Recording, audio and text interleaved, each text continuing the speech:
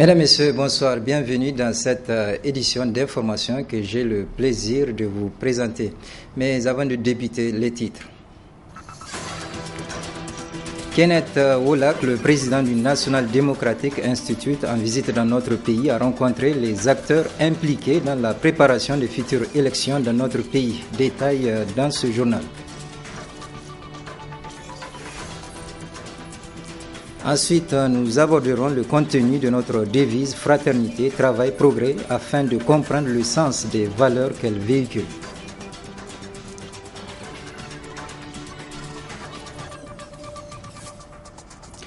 Le président du National Democratic Institute des États-Unis, Kenneth Woolak, est en visite de 3 jours dans notre pays. Après une série de rencontres avec les acteurs impliqués dans l'organisation des élections de 2016 au Niger, une réception a été organisée en son honneur hier. Michel Deji Abokarsoulé pour le compte-rendu. C'est une visite qui témoigne de l'attachement du gouvernement et du peuple américain aux principes de la démocratie, de la bonne gouvernance et aux droits humains, des valeurs que le président mondial de NDI est venu partager avec les leaders des partis politiques et organisations de la société civile nigérienne. Each of these institutions performing its own vital role in this process. Vous devrez tous le savoir, que vous soyez de la mouvance présidentielle comme de l'opposition, que vous avez des amis au sein de la communauté internationale qui partagent vos aspirations.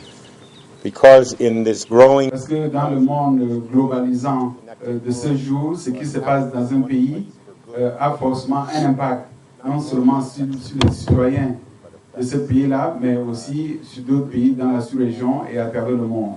Values and shared objectives. Après cette réception d'accueil, une conférence de presse a été organisée au cours de laquelle le président Woolak a expliqué comment le NDI compte soutenir la bonne organisation de ces élections générales de 2016 au Niger. Nous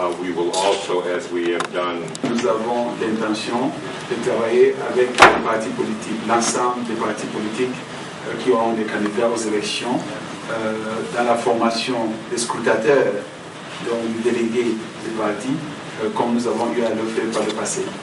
Et nous avons aussi l'intention, le NDI, d'appuyer les femmes quant à leur participation en politique, en tant qu'électeurs pendant le processus électoral, en tant que candidate et même après les élections en tant qu'élus. En ce qui concerne la préparation proprement dite de ces élections, le président de l'Institut national démocratique pour les affaires internationales des États-Unis affirme être optimiste à partir de ce qui est jusque-là accompli. Nous avons rencontré le président de la République à Dandaji, comme nous avons aussi rencontré les leaders de l'opposition, les élus de l'Assemblée et les responsables de la société civile. Et il y a de la matière démocratique dans ce pays, ce qui est une très bonne chose. Chaque parti politique, chaque candidat a le choix, soit de participer dans un processus ou de ne pas participer. Ma préférence personnelle, c'est que je suis convaincu qu'une participation est mieux qu'un boycott. Donc ici au Niger, il existe un mécanisme, c'est le CNDP. Et notre espoir, c'est que cette structure puisse être renforcée et à même à jouer son rôle pendant cette période de préparation des élections et pendant tout le processus électoral. Après Niamey, c'est à Abidjan que le président mondial du National Democratic Institute est attendu ce vendredi dans le cadre toujours de l'organisation des futures élections dans ce pays. Le Niger est un pays indépendant qui dispose d'une devise qui s'articule autour de la fraternité, du travail et du progrès. Cependant, l'ensemble des Nigériens comprennent-ils les valeurs que transporte notre devise? Élément de réponse dans ce reportage que je vous propose de suivre.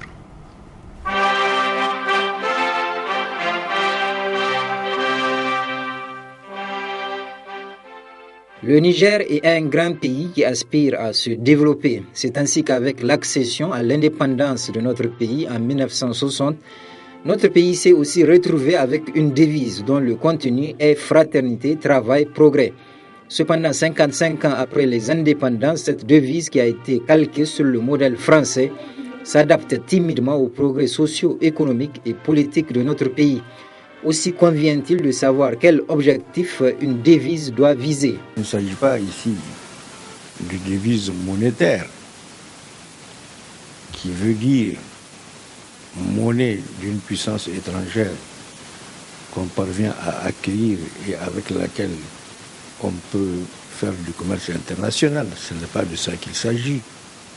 Ce n'est donc pas de la monnaie, de la devise monnaie, mais il s'agit plutôt de la devise, expression inventée, imagée ou héritée d'un pays par rapport à ce que les inventeurs de la devise croient pour ce pays-là, par rapport aux valeurs auxquelles ils attachent de l'importance en ce moment-là pour ce pays-là, et par rapport aux valeurs auxquelles ils aspirent.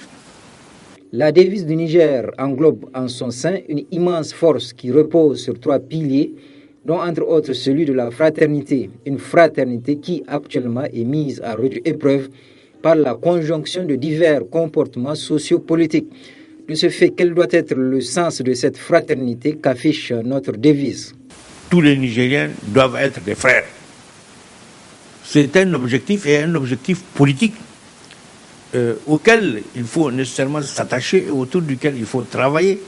Surtout que dans le cadre de la planification de l'époque qui avait été adoptée, parmi les 3 objectifs, il y avait ceux de l'unité nationale. Eh bien, puisqu'on va faire l'unité nationale, on ne peut la faire qu'entre frères. Il faut que tous les Nigériens de quelques régions du pays qui se sentent des frères. Il faut qu'ils se sentent. Même s'ils ne le sont pas, il faut qu'ils se sentent. Et qu'ils aspirent à ça. Et qu'ils aspirent à devenir ça, à devenir frères entre eux, pour que le Niger soit véritablement un pays. Ensuite, aucun pays au monde ne peut se développer sans travail. Cependant, dans notre pays, malgré l'exhortation du président de la République, Issoufou Mahamadou, à l'endroit du peuple de se remettre au travail, beaucoup reste encore à faire pour que les Nigériens comprennent qu'eux seuls ont la possibilité de modifier leur destin par le travail. Il faut essayer d'organiser sa vie et de la fonder par le travail. Et le travail est social, il est socialiste, il est émancipateur, il est facteur de progrès. Et un peuple devenu indépendant, qui intègre le mot travail dans sa devise, ne fait que suivre cette tradition sociale et socialiste et socialisante qui accepte que la vraie valeur, ce n'est pas le capital technique, ce n'est pas le capital financier, la vraie valeur, c'est le travail.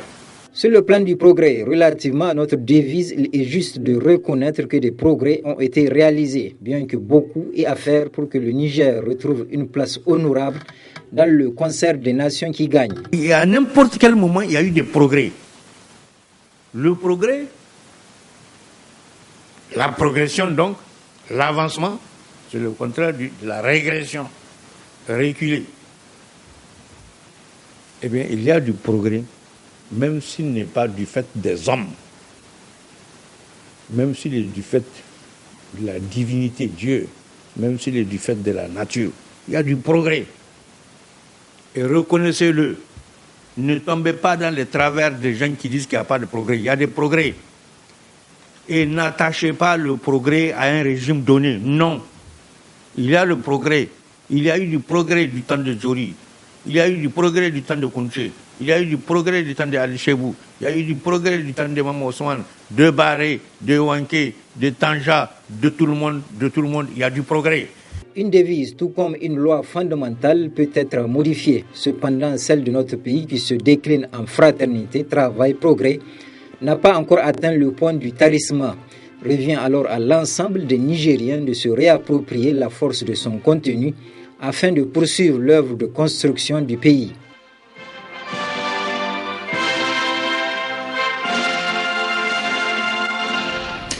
Ensuite, chaque citoyen doit avoir en sa possession des documents administratifs qui attestent et précisent sa citoyenneté. Ainsi, notre reporter Assoumana China s'est intéressé au processus d'établissement de l'acte de naissance. Tout enfant qui naît a droit à un acte de naissance. Dans les centres urbains, le processus d'établissement de cette pièce d'état civil commence au niveau des maternités où les déclarations sont faites dès la naissance, parfois avec des difficultés. Il y a de nombreux renseignements à prendre. La nationalité, la profession, le domicile. Des fois, on rencontre des difficultés. Puisque quand les femmes accouchent, les maris ne viennent pas déclarer. Ce sont des fois les accompagnantes qui viennent déclarer. Moi, les accompagnantes, elles ne connaissent pas les renseignements exacts, quoi. Deux fois, elles donnent des noms, après, elles viennent encore rectifier. On rencontre tous ces problèmes-là. Quand elles viennent à temps rectifier, on leur rectifie ça. Maintenant, le délai, c'est pour 10 jours. Si toutefois la femme accouche ici à la maternité, elle vient ici à notre niveau, elle déclare.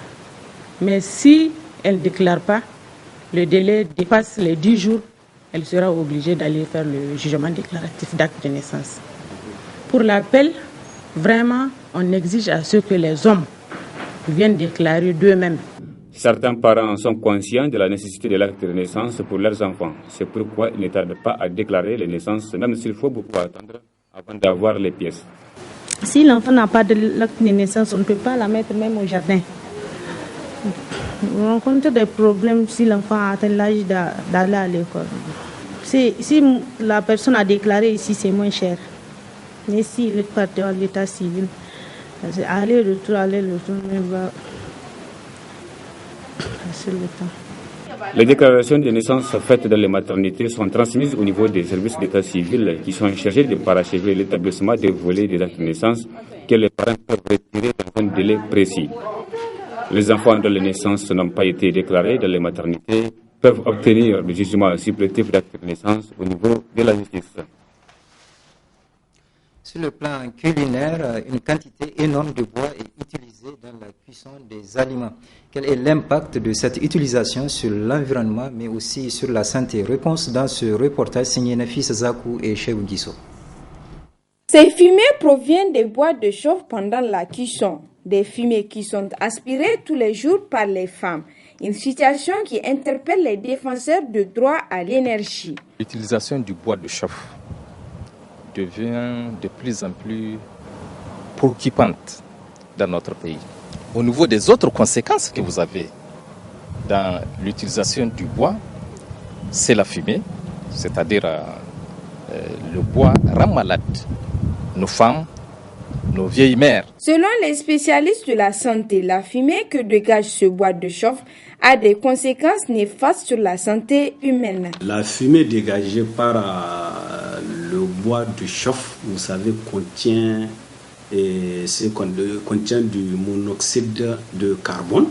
Il contient également des hydrocarbures. Et vous savez, le monoxyde de carbone, une fois aspiré, et à travers les voies respiratoires, prend la place de l'oxygène. Et qui dit, en tout cas, prendre la place de l'oxygène, et ça veut dire ça va entraîner une intoxication. Et vous avez deux types d'intoxication qui sont causées par ce monoxyde de carbone, une fois que ces femmes qui utilisent surtout le bois et à longueur de la journée sont exposées. La première intoxication, c'est l'intoxication aiguë qui est caractérisée, ça c'est facilement en tout cas mis en évidence par des éternuements et parfois elle présente des vertiges et une impotence musculaire. Le deuxième cas de figure, c'est l'intoxication chronique qui va donner des céphalées, et surtout c'est des céphalées intermittentes, des maux de tête intermittents, mais également des nausées qui peuvent aller jusqu'à des vomissements. Pour éviter les conséquences qui gravitent autour de l'utilisation du bois de l'abattage au four, le gouvernement, avec l'appui de certaines structures actives dans le domaine de l'énergie, multiplie les initiatives. Nous encourageons tous ceux qui favorisent l'accès au gaz dans les foyers nigériens. Mais il y a lieu aussi de poursuivre la campagne de sensibilisation.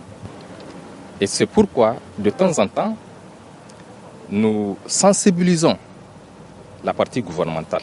D'ailleurs, nous partons avec des plaidoyers pour amener le gouvernement à subventionner ces équipements.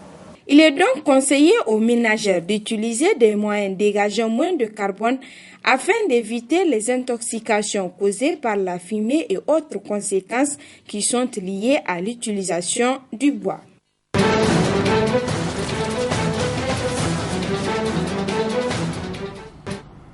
Au Burundi, Pierre Nkurunziza vient d'entamer un troisième mandat à la grande surprise de sa population. Ils ont appris via les réseaux sociaux que leur président avait prêté serment pour un nouveau mandat. Karina Tersakian, chercheuse pour Human Rights Watch, explique cette prestation de serment très discrète. Nous ne savons pas exactement pourquoi, mais ce qui est sûr, c'est que la situation au Burundi est de plus en plus tendue. Déjà depuis le mois d'avril et encore plus depuis les élections qui ont eu lieu en juin et en juillet, puisque de nombreux Burundais n'acceptent pas que le président Pierre Nkurunziza se soit présenté pour un troisième mandat. Donc récemment, il y a aussi eu des incidents de violence, il y a eu plusieurs assassinats de personnalités importantes et sans doute que cette situation d'insécurité généralisée a dû également provoquer une certaine nervosité parmi les dirigeants. Donc on peut supposer qu'ils ont changé la date sans prévenir qui que ce soit. Normalement, l'investiture devait avoir lieu la semaine prochaine, mais effectivement, personne n'avait été prévenu et nous sommes un peu dans le noir comme tout le monde. Le contexte, de toute façon, en ce moment, est un contexte violent, répressif et de plus en plus inquiétant.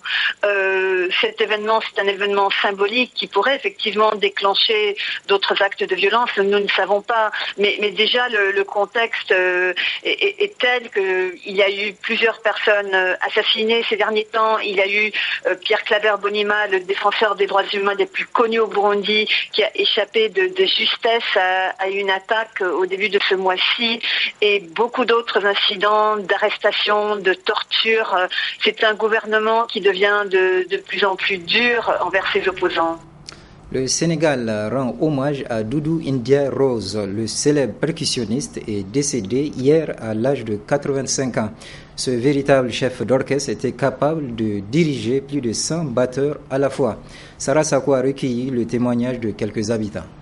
Doudou ne devait pas nous quitter. On ne peut pas dire beaucoup de choses sur Doudou Ndiaye Coumba Rose, parce que vraiment, il a rempli son contrat. Il a tout fait. On ne peut pas l'oublier et on ne l'oublie jamais. Il a créé beaucoup d'artistes, il a formé beaucoup de personnes, même en dehors de notre frontière, aux États-Unis, au Japon, un peu partout, même en France. Donc je pense qu'il y aura une continuité. C'était quelqu'un de très célèbre qui a amené le nom du Sénégal très loin. Donc sa perte, ce n'est pas seulement sa famille qui a perdu, mais tout le Sénégal qui a perdu.